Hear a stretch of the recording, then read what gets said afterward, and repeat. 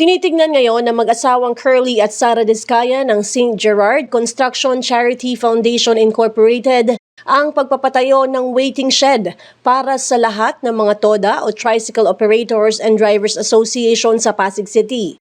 Layunin ng proyekto na magkaroon ng komportableng hintayan ng mga tricycle driver at pasahero lalo na sa mga oras ng matinding init o ulan. Hinikayat ni Curly na makiisa sa nasabing proyekto si Mayor Vico Soto para mapabilis ang proseso at maipagkaloob agad ang waiting shed na matagal nang hinihiling ng ilan sa mga TODA. Bali ang mga next program namin na naisip at ilalatag ay katulad po na parang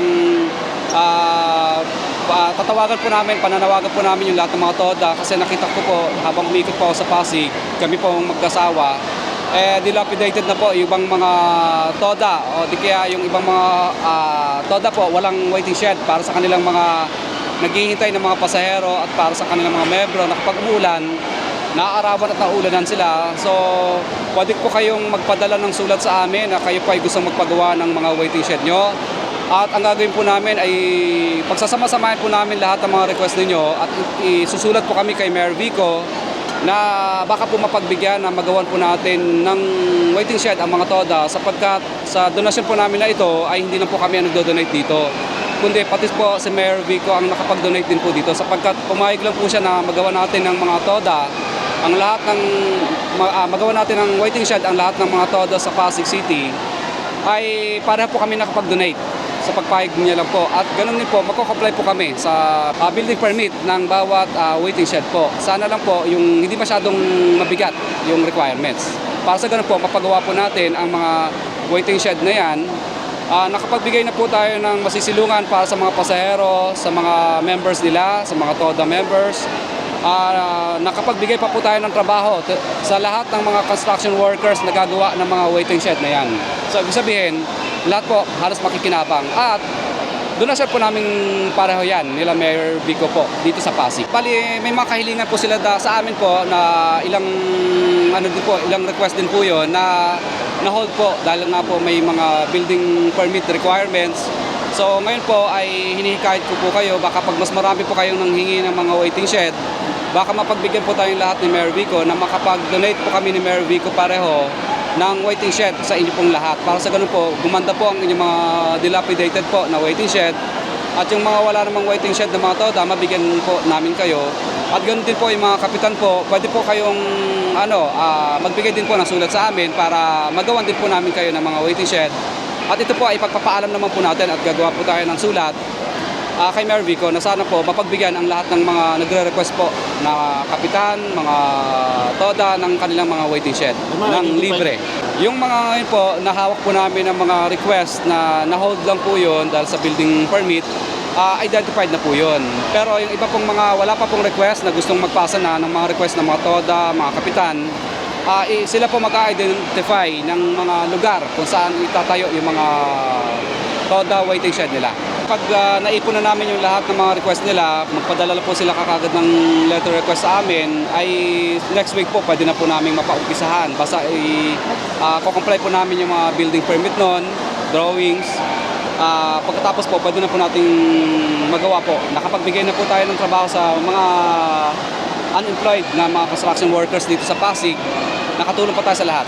Yun po ang gagawin natin sulat para magkaroon ng coordination. Yung sulat po na yun, nakalagay po yung kanilang mga letter request, nakaatas sa sulat, na ito po ang lahat ng mga pangalan ng TODA, ng mga kapitan na nag-request ng mga waiting shed para sa kanilang mga constituents at mga TODA.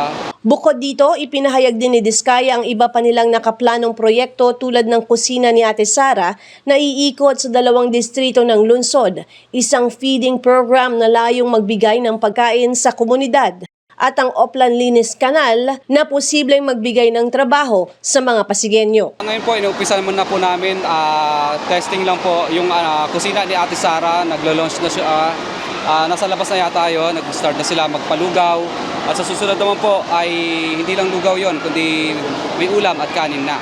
At iikot po yon sa Pasig City sa District 1 at yung isa naman po sa District 2. At sa mga susunod na mga linggo po, baka na siya, 2 sa District 1, 2 sa District 2, na iikot para po sa kusina ni Ate Sara. Umaga at hapon po yan. Iikot lang sila kung saan particular na lugar at saka sa mga depressed na lugar at saka sa mga harap ng eskwelahan din po para doon sa mga kids naman. Ang next na project po namin, Oplan Linis Canal, ini-invite po namin, magpapadala po kami ng sulat sa lahat ng mga barangay captain na kung sino po ang gusto magpalinis ng kanal sa buong Pasig. At ganoon din po, magpapadala din po kami ng mga sulat sa mga HOA kung gusto nilang magpalinis po ng kanal sa buong Pasig. At kung kayo naman po ay pwede naman pong sumulat sa amin ng direkta din ang HOA kung hindi namin agad kayo mapadala ng sulat. Para sa ganun po, ang requirements po dito ay for example, sa isang HOA, siya po ang maghahanap ng mga maglilinis ng kanal nila. For example, yung mga tao po doon na nakatambay or maaring gustong extra, gustong luminis yung kanal nila, kumita na po ang mga 30 to 50 person na maglilinis ng kanal, nabigyan na natin ng trabaho sila, luminis pa ang kanal nila. So ganun po ang gagawin natin. Kumbaga, ang maglilinis ng kanal nila, yung nakatira din doon sa lugar na yon, yung kalye na yon. Kahit 5 lugar o di ka 10 lugar na sabay-sabay doon sa barangay na yon, papalinis po natin ang sabay-sabay. Baka wala silang gamit, wala silang pala, wala silang sako. So provided po namin yon para sa ganun po, ang gagawin na lang po nila, gagamitin nila yung pala na yon at saka sako at tanggalin po yung kalat sa lugar nila. Mas gaganahan sila ng gusto. Bakit?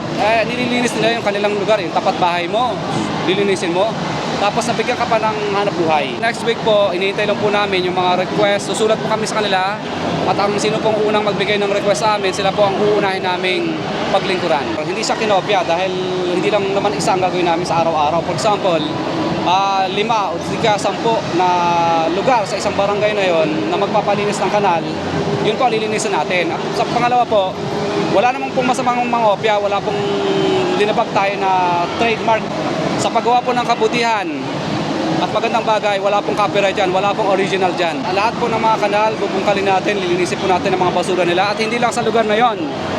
Didire-diretso natin yung magbubungkal ng kanal na yan, paglilinis ng kanal hanggang sa makalusot siya doon sa tagusan ng talagang kung saan bumabara.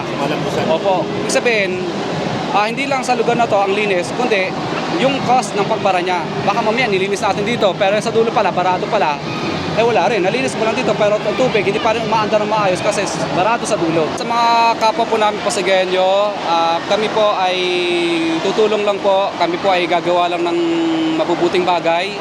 At kung sa iba mo naman po ay nakakaramdam sila ng pong ginagaya namin ng kanilang mabuting gawa, wala pong kaming nalabag na batas sa paggawa ng mabuti sapagkat wala pong trademark yan o copyright. Mas maganda nga po, gayahin natin ang lahat ng mabuti. Opo, at tanggalin natin ang lahat ng masama. Kapag pinagsama-sama natin lahat ng mabuti, lahat kabutihan lang lahat. At makakatulong tayo sa lahat ng mga taga-Pasig, magiging masaya ang Pasig. Ako si Luan Peñano para sa latest ng iNews Pasig.